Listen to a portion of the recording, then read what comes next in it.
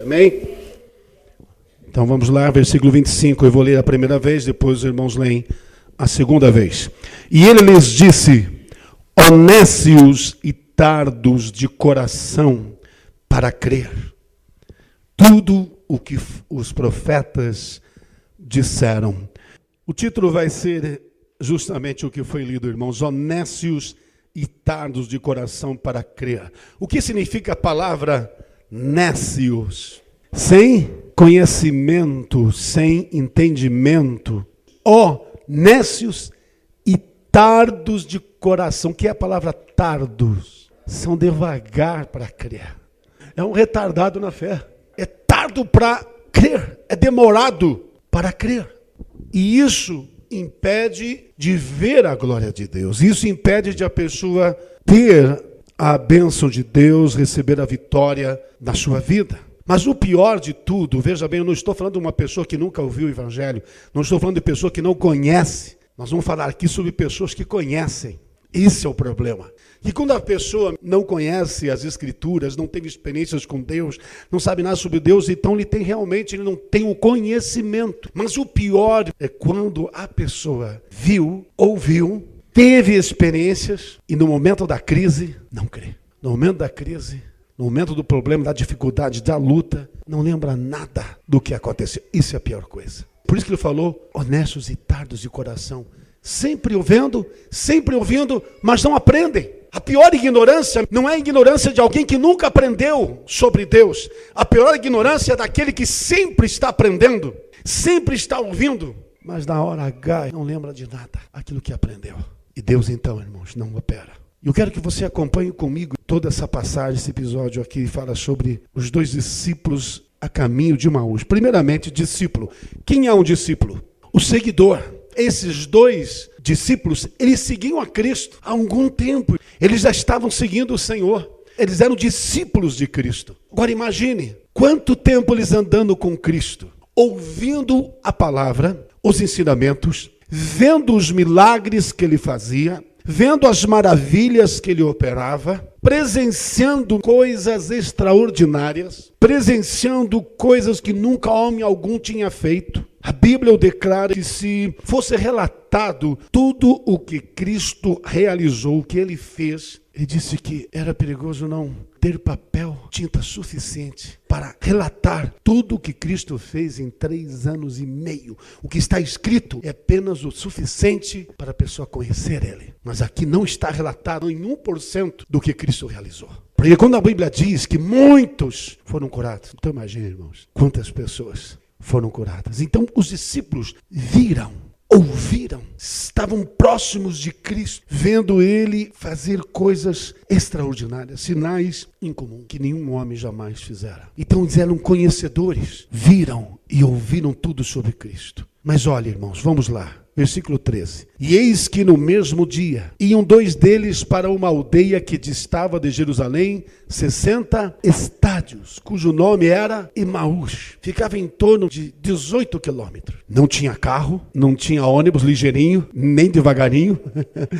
Era de a pezinho. E eles estavam indo para Emaús, porque eles moravam em Emaús. Eles eram de lá. E iam falando entre si de tudo aquilo que havia sucedido. Quando? Naqueles dias que eles estavam em Jerusalém. O que é que eles conversavam? Ontem eu frisei sobre isso. Qual era a conversa desses discípulos? Estavam falando sobre o que havia sucedido. E aconteceu que indo eles falando entre si e fazendo perguntas um ao outro. E eu quero frisar novamente, veja bem, que perguntas será que eles faziam um para o outro? O que eles comentavam? Isso é muito importante. Nós temos em mente. Você vai ver como isso aí nos afeta. O que você fala no dia a dia. O que você visualiza. Aquilo que está na tua mente no dia a dia. E que você conversa e fala no dia a dia. O que você pronuncia. Que tipo de palavras que você fala. Então veja bem, que perguntas eles faziam um ao outro. Quando eles estavam indo para Emaús. Note, primeiro, eles estavam voltando para os seus lares. Primeira coisa que eu ia falar para vocês, irmão. Eles tinham deixado tudo para seguir Jesus. E agora o que eles estavam fazendo? Voltando para a velha vida. Então, agora você diz, começa a pensar, que pergunta eles faziam entre si? E agora, o que vamos fazer? Estamos perdidos. Eles nem pensavam nisso. Se eles pensassem nisso, eles estariam esperando. Mas sabe o que eles pensavam? Acabou tudo. Então eles perguntavam, o que adiantou nós seguimos eles 3 anos? O que valeu nós abandonar tudo para seguir Jesus? De que adiantou nós deixar nossas coisas e seguir ele? E agora? Ele morreu. O que vamos fazer? Essas eram as perguntas que eles faziam. Para alguém que está voltando à velha vida, não estavam fazendo pergunta nenhuma de ânimo. Eles estavam tristes. Diz a palavra de Deus que aconteceu que indo eles falando entre si e fazendo perguntas um ao outro, o mesmo Jesus se aproximou e ia com eles. Mas olha só o que aconteceu. Mas os olhos deles, o que você fala pode fechar os teus olhos. O que você fala pode te cegar e perder todo o discernimento e entendimento, toda a visão a respeito de Deus. O que eles estavam conversando eram conversas de derrota, eram conversas de desânimo, de desilusão, de pessoas que perderam a esperança. E essas conversas cegam, essas conversas não permitem a pessoa de ver o Senhor, não permite a pessoa de lembrar do que Jesus fez, não permite a pessoa de lembrar das maravilhas, dos prodígios, dos milagres, não permite a pessoa memorizar, chamar à memória tudo que o Senhor falou que iria acontecer, as promessas, não permite. A Bíblia diz que seus olhos estavam como que fechados, para que não o conhecessem. E ele lhes disse, que palavras são essas que caminhando trocais entre vós? E por que estar tristes? Por que estáis tristes? Então você veja então que as perguntas, as conversas e as perguntas que eles faziam ao outro era de tristeza, de desânimo, de desesperança, de desilusão. Então o Senhor chegou e perguntou, que palavras são essas? Quantas vezes o Senhor se aproxima de nós e Ele fica lá talvez querendo falar conosco? Que palavras são essas que você está dizendo? Por que você está tão desanimado? Por que você está triste? Quantas vezes o Senhor se entristece ao ver nós comentar certas coisas, mostrando incredulidade, mostrando dúvida, mostrando descrença, mostrando medo, insegurança, incerteza. Quantas vezes isso abate a Deus, meu irmão? Isso entristece o Senhor. Por quê? Porque Deus, Ele não pode ir contra a sua palavra. Na sua palavra está tudo sobre o que o agrada e o que Ele quer. E é uma coisa, meu irmão, que agrada a Deus. E sem ela Ele não pode operar na vida de ninguém. É a fé. É a fé, irmãos. E qualquer conversa, diálogo que demonstre incredulidade, isso vai fechar os nossos olhos, isso vai nos impedir de ver além, isso vai nos impedir de enxergar o que Deus tem para nós lá na frente, isso vai fazer nós somente enxergar a situação difícil, o problema, a dificuldade, a negridão ao nosso redor, a crise que estamos passando só vai fazer nós ver isso. Quanto mais nós comentarmos sobre a crise, ela vai subdimensionar diante de nós. Quanto mais você fala sobre o problema, ele subdimensiona diante de nós. E isso vai nos afastando de Deus. Então realmente Deus não pode operar. Quando na verdade nós devíamos estar falando do poder de Deus, aleluia, do que Deus pode fazer, do que Ele pode realizar. Nós podíamos estar falando das grandezas de Deus, do que Ele já fez no passado, amém? Das promessas que Deus tem para nós. Isso iria subdimensionar a nossa fé, que é o mais importante. Ia crescer a nossa fé e também ia crescer a expectativa de uma ação sobrenatural de Deus. Nossas conversas podem aumentar nossa visão, ou nossas conversas podem levar à cegueira. Nossas conversas podem ampliar nosso entendimento e fazer-nos lembrar de coisas que Deus já fez. Ou nossas conversas podem trancar a nossa memória a ponto de não lembrarmos do que Deus já realizou, não lembrarmos do que Deus já fez e das suas promessas. Então ele respondeu, ele disse, que palavras são essas que caminhando trocais entre vós e por que estáis tristes? E eles respondendo, olha só que eles respondendo um cujo nome era Cleopas, disse-lhe, és tu peregrino em Jerusalém e não sabe as coisas que nela têm sucedido nesses dias? E ele lhes perguntou, quais? E eles disseram, as que dizem respeito a Jesus, o Nazareno, que foi um profeta poderoso em obras e palavras diante de Deus e de todo o povo. Olha a colocação deles, foi. Então é sinal que para eles no momento não era mais. Passou. Continuando. E como os principais do sacerdote e os nossos príncipes o entregaram à condenação de morte e o crucificaram. Ora agora a prova da incredulidade, presta atenção.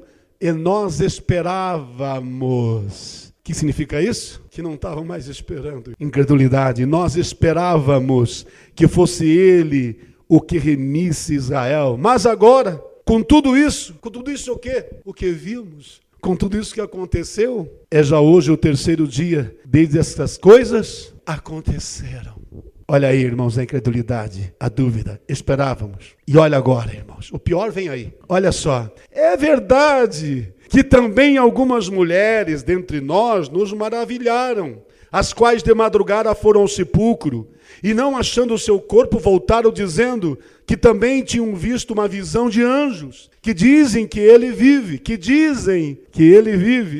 E alguns dos que estavam conosco foram ao sepulcro, e acharam ser assim como as mulheres haviam dito, porém, olha a prova da incredulidade, irmãos. Veja só, por isso que o Senhor se indignou com eles, meu irmão. É verdade que as mulheres falaram que ele tinha ressuscitado.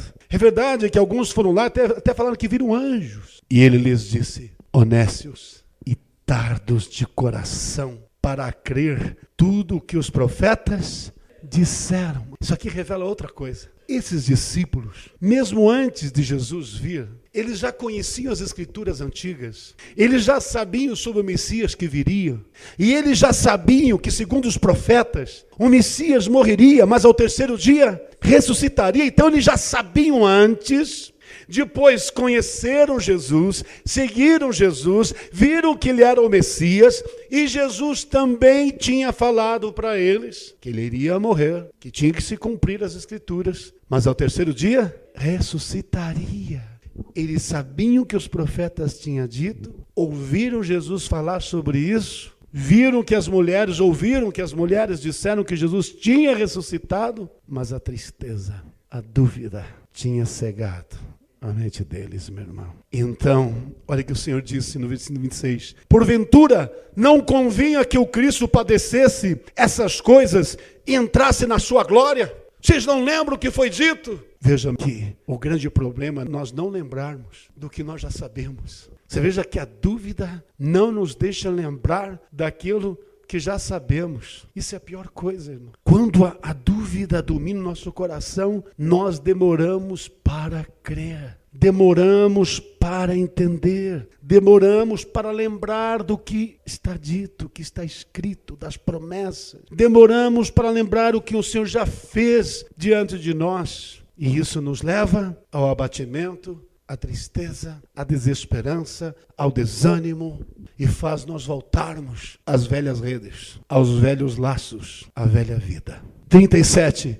E começando por Moisés e por todos os profetas, explicava-lhes o que dele se achava em todas as escrituras. E ele foi falando para eles tudo de novo. O que eles já sabiam antes de conhecer Jesus, o que eles vieram saber mais acertadamente com Jesus durante o tempo que o seguiam, o Senhor falou tudo de novo para eles. E chegando à aldeia, para onde iam, e ele fez como que ia mais longe. Note bem que o Senhor, ele não anda ao nosso lado, ou não entra conosco em lugar nenhum, se você não convidá-lo e não permitir que ele o faça. Amém? Porque o Senhor, ele respeita o que ele deu para o homem. Ele deu livre-arbítrio. Você anda com quem quer, conversa com quem quer, faz o que quer, toma a decisão que quer. O que Deus faz, o que ele faz, é apresentar o caminho certo, o que deve ser feito. Mas é você que decide tua companhia. Porém, quero dizer algo a você, o inimigo não pensa assim. O diabo ele se atravessa no caminho, Deus não se atravessa. O diabo se atravessa na nossa vida. O diabo vem, meu irmão, para bagunçar a nossa história. Porque ele é ladrão e salteador. Mas o Senhor não. Ele não força ninguém. Porque tudo que ele fez foi por amor e voluntariamente. Sua morte foi ele mesmo que se entregou a si mesmo. E tudo ele fez para nos salvar, porém ele convida. E ele vem próximo. Mas para ele ficar, nós temos que convidá-lo. Então eles disseram... E eles o contrariando, dizendo, fica conosco, porque já é tarde, e já declarou o dia. E entrou para ficar com eles. Repita isso, e entrou para ficar com eles. Quando é que Deus se revela na nossa vida, irmãos?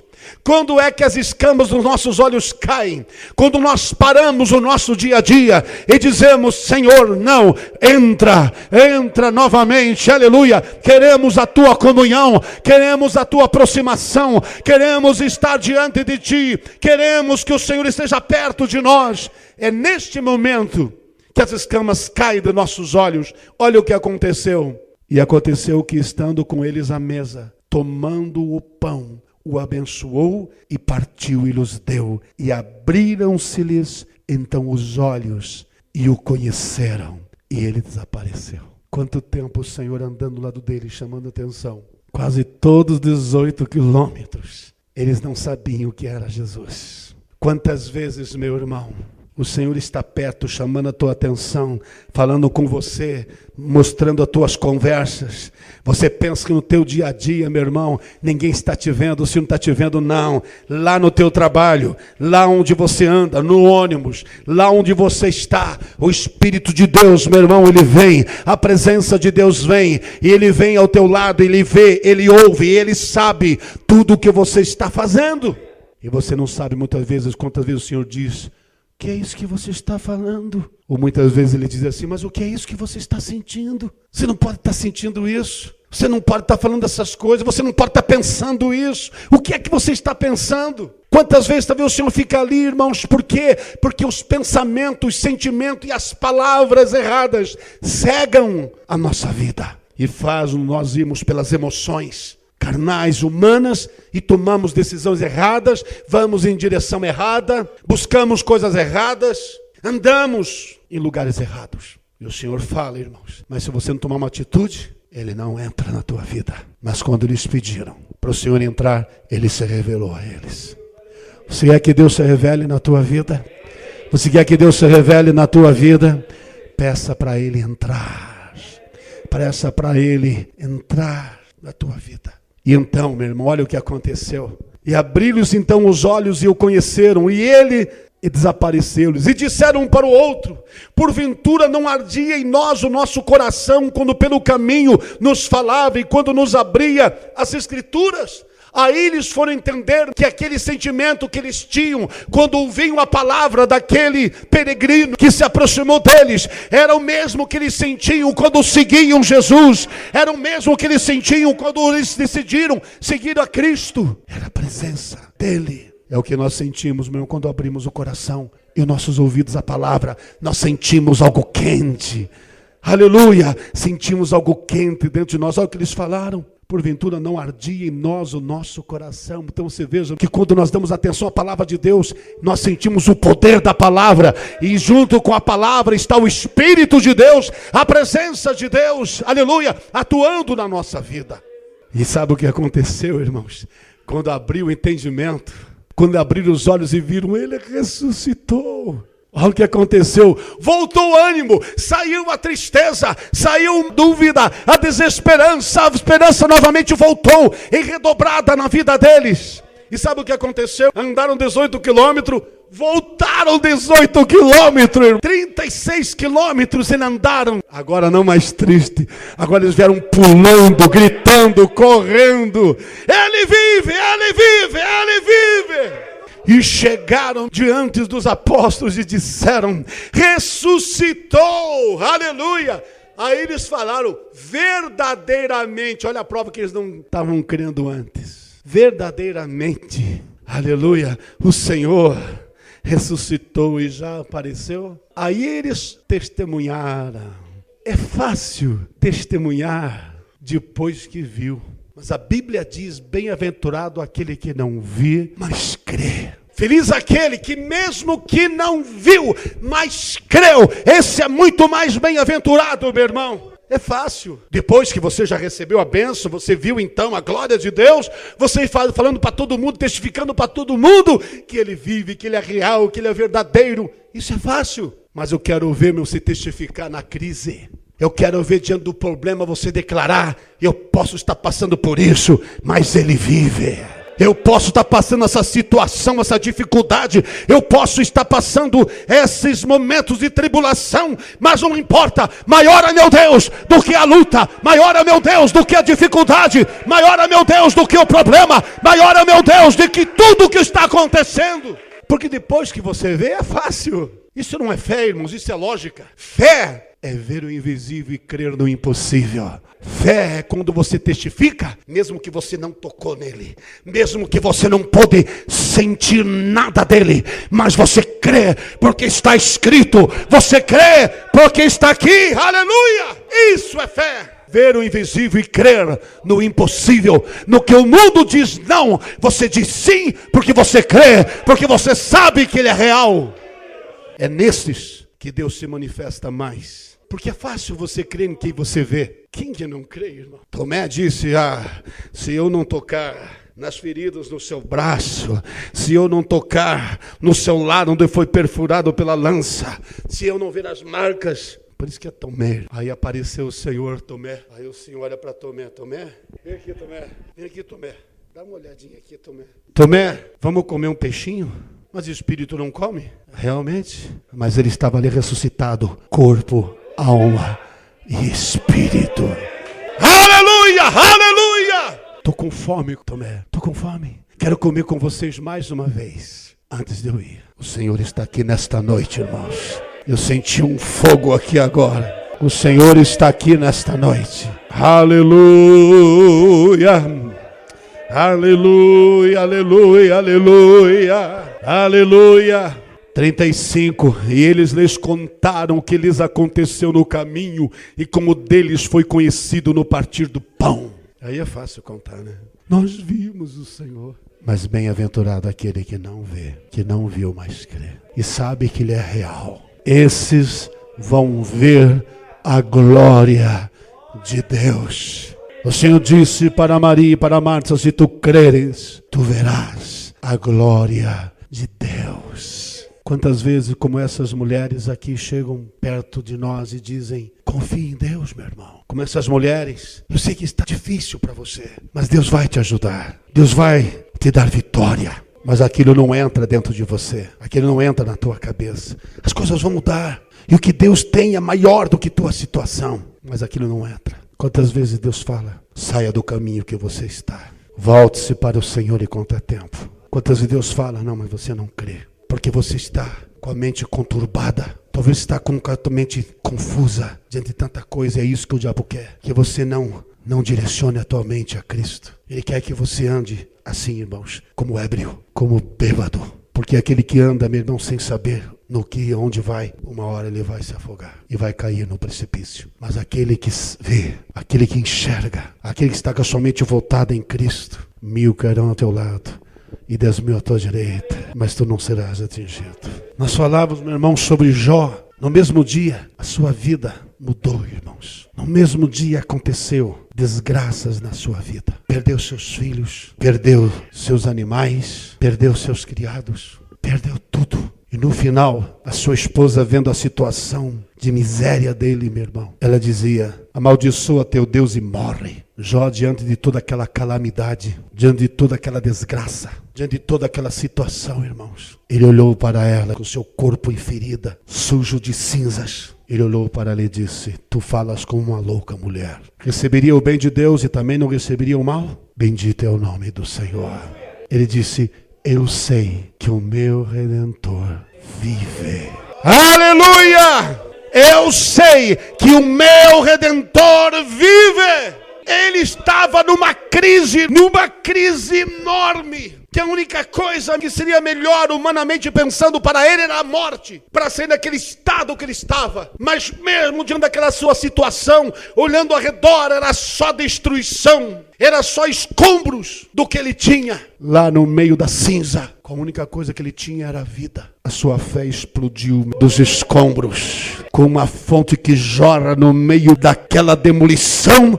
A sua fé, aleluia, se levantou e ele disse, eu sei que o meu Redentor vive. É fé. E sabe o que aconteceu? Sua história mudou. Deus lhe deu em dobro, em tudo.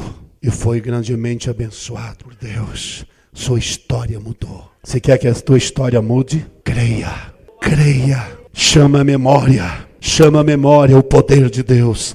Chama a memória as maravilhas de Deus. Chama a memória as obras de Deus. Chame a memória, vai na palavra de Deus, aleluia. E creia, creia, creia, aleluia. Creia que Ele é poderoso para fazer infinitamente mais além daquilo que nós pedimos e pensamos.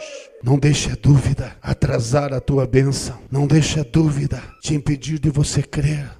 Mas se lance pela fé, busque a Deus, persista, se determine e diga: está difícil, mas eu vou continuar esperando. Está difícil, mas eu vou continuar crendo. Está difícil, mas eu não vou desistir. Está difícil, as forças do mal querem que eu desista. As forças do mal querem que eu recue. As forças do mal querem que eu deixe tudo de lado. Mas não, eu vou continuar crendo no poder de Deus. Eu vou continuar crendo que Deus é poderoso para operar em minha vida. Aleluia! Aleluia, aleluia. Oh, igreja, eu quero dizer para você, meu irmão, aleluia, é preferível morrer na fé do que viver na incredulidade. Porque quando eu vivo na fé, eu vou direto ao encontro do meu Senhor, aleluia. É para lá que a fé vai me levar. Se aqui, irmãos, sentir Ele, se aqui já podemos sentir o seu calor, a sua presença, e isso nos traz alegria. Imagine o que será quando chegarmos lá, igreja, quando nós nos depararmos com Ele e vendo Ele, como o pastor Marcos já está vendo Ele, já está diante da presença dEle. Aleluia, aleluia. Aleluia, aleluia, aleluia. Ele é poderoso, Ele é vivo. Essa é a esperança, irmãos. Por isso que Ele deixou esta palavra. Ele subiu, corpo físico e espiritual, para cima.